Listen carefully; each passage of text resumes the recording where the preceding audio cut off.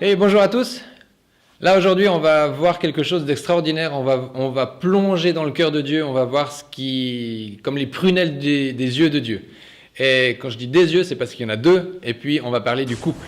Le couple, c'est un trésor, c'est un mystère aussi, mais c'est un projet qui est né dans le cœur de Dieu depuis le tout commencement. Quand Dieu a créé la terre et tout ce qui s'y trouve, il a créé Adam, et puis juste après avoir créé Adam, il a créé Ève, parce qu'il a dit et il a vu que Adam était seul, et il voulait lui donner une aide. Donc il a créé Ève. Et là, le premier couple de l'histoire est apparu.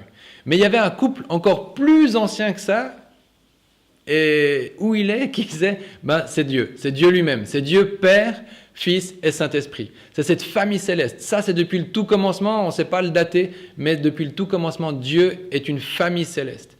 Et quand il a dit, je vais vous faire à mon image, je vais vous créer à mon image, il a décidé que nous allons être à l'image de Dieu, c'est-à-dire nous allons nous inscrire dans une famille. Et c'est là où il a créé Adam et Ève, et ces deux êtres qui ont pu engendrer. Et donc aujourd'hui, on va essayer de voir qu'est-ce que c'est que le couple.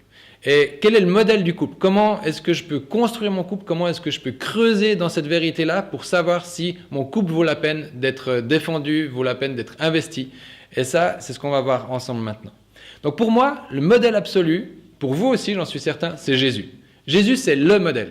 Mais alors, Jésus, il n'était pas marié. Jésus, on n'a pas d'exemple dans la Bible de est-ce qu'il est un couple ou pas. Alors, comment est-ce que je peux trouver un modèle pour mon couple dans la vie de Jésus? Regardez, c'est tout simple. Jésus, il a quelques caractéristiques, c'est-à-dire, pour nous, il est Seigneur.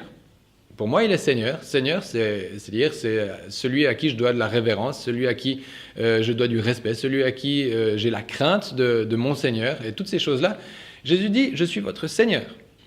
Donc retenez bien, on va voir 4 points, et puis on va voir comment ces 4 points peuvent être investis dans mon couple.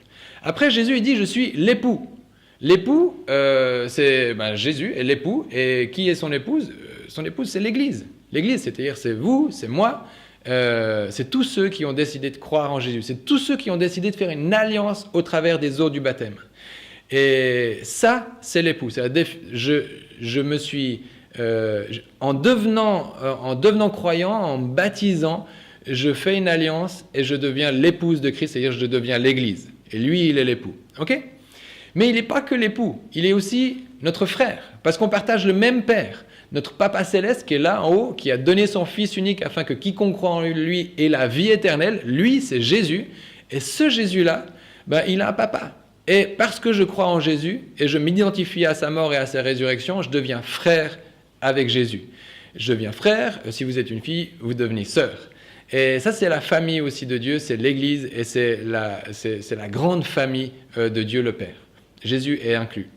Mais Jésus nous a dit encore autre chose. Il a dit qu'il était notre ami. Il a dit, je ne suis pas juste venu vous servir, mais je suis aussi venu être votre ami. Il ne veut pas nous connaître juste dans une dimension d'échange, de travail, mais vraiment dans une dimension relationnelle. Et Jésus, donc, il est mon ami. Et ça, donc, il est mon Seigneur, il est l'époux, il est mon frère et il est mon ami. Comment est-ce que ces 4 caractéristiques ou ces 4 vertus, est-ce qu'elles peuvent s'inscrire dans mon couple? Je vais vous dire, c'est tout simple. Parce que moi, je suis marié avec Sandra, mon épouse, que vous allez voir de temps en temps. Et puis, on a décidé de se marier, ça c'est une décision. Mais Sandra, alors c'est pas mon Seigneur dans le sens premier du terme, mais c'est quand même quelqu'un à qui je dois le plus grand respect. C'est quelqu'un, oui, c'est une partenaire, je suis soumis, même si elle est soumise à son mari, mais moi je suis aussi soumis parce qu'on travaille l'un avec l'autre, on est en collaboration. Et puis, pour moi, c'est cette dimension du Seigneur, c'est le respect que je lui dois qui est infini. Mais c'est pas que ça, elle est aussi mon épouse. Et là, pour le coup, c'est plus simple à comprendre. Je me suis marié, j'ai une alliance qui le démontre ou qui le symbolise. Et cette alliance-là, quand j'ai fait alliance avec Sandra, j'ai décidé d'épouser Sandra et aucune autre. C'est-à-dire, quand j'ai décidé de me marier avec Sandra, j'ai dit non à toutes les autres femmes. De la même manière, quand vous avez décidé de croire en Jésus, vous avez décidé de croire en aucun autre Dieu, en aucun autre idole. Vous avez décidé, dans cette alliance, de rompre avec tous les autres faux dieux. Moi, j'ai décidé de rompre avec toutes les autres femmes qui sont sur la terre, parce que Sandra, c'est mon épouse, et ça, c'est une alliance qui est pour moi Je ne sais pas si elle est éternelle, mais en tout cas, jusqu'à la mort, elle est valable. Ça, j'en suis certain. Et puis, elle n'est pas que mon épouse, elle est aussi ma sœur. Parce que du coup, elle croit en Dieu, elle croit en Jésus, donc on partage le même Père, et elle est sœur en Christ. Comme d'autres dans l'Église, d'autres amis sont des frères et des sœurs en Christ, et ils font partie de cette même famille. Donc mon épouse, c'est ma sœur. Mais c'est pas fini. Elle est aussi ma meilleure amie. Sandra, c'est ma meilleure amie. C'est la fille avec laquelle j'ai envie de tout faire. J'ai envie de faire du sport, j'ai envie de faire des découvertes, j'ai envie de voyager, mais j'ai même eu envie de faire des enfants avec. J'ai envie de faire, parce que c'est mon meilleur ami, c'est celle avec qui je fais des plans, c'est celle avec qui je rêve, c'est celle avec qui je construis. Et puis, je le fais de manière volontaire. C'est-à-dire, un frère, on est frère de sang et puis on ne choisit pas. Par exemple, quand moi j'ai un frère, je ne l'ai pas choisi, je suis très heureux de l'avoir, je l'aime beaucoup, mais je ne l'ai pas choisi. Un ami, je le choisis et je décide d'investir dans cette relation-là.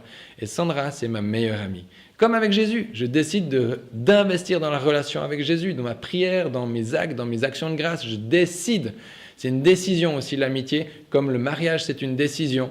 Mais par contre, la filiation de Dieu le Père et en tant que frère et sœur, ce n'est pas une décision en soi, parce que c'est l'héritage qui va, c'est dans le package.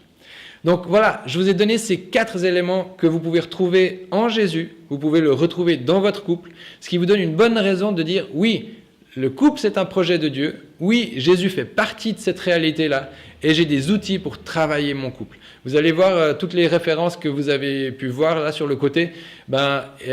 Étudiez-les, regardez comment la Bible parle de votre couple et comment vous allez pouvoir l'investir, comment vous allez pouvoir travailler avec lui de façon à ce que ce soit quelque chose qui dure jusqu'à votre mort de l'un, de l'autre, parce qu'il n'y a rien de plus beau que le couple. Et non seulement c'est beau, mais en plus c'est puissant. Quand vous vous unissez dans la prière, dans un couple marié, c'est attention. Les dégâts dans le monde de l'ennemi, c'est extraordinaire. Donc merci pour votre attention.